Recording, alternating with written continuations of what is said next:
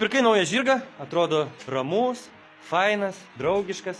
Praėjo kažkiek laiko, bam, laikyk. Žirgai visiškai kaip ir žmonės. Kiekvienas turi savo charakterį ir pričiūdus dažniausiai jie parodo po tam tikro laiko. Iš tikrųjų atsiveži žirgą, pasistatai, kad jis praėjo savaitę ir visas ramus, tai būk pasiruošęs, nes gali tave ir nustebinti. Šiaip realiai žirgai, kaip ir žmonės, turi savo charakterį. Vieni būna draugiški, tokie melancholikai, flegmatikai, kiti būna labai aktyvus, padaužos ir kai kurie labai mėgsta parodyti savo charakterį.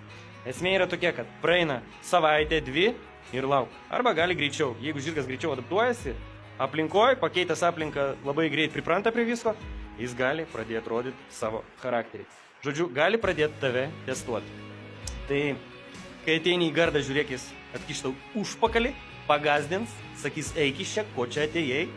Gali ir pėstų pabandyti atsistoti. Žodžiu, kai nusipirki naują žirgą, būk atsargus. Turėk omeny, kad bet kuriuo metu jis gali tave patestuoti. Kad ir kaip jis draugiškai beatrodytų ir besielgtų. Pradžiai labai smarkiai nepasitikėk juo ir elgtis atsargiai.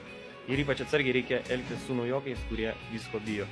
Nes žirgas įspirt ar parblokšt gali ne tik iš pykčio, bet ir iš baimės.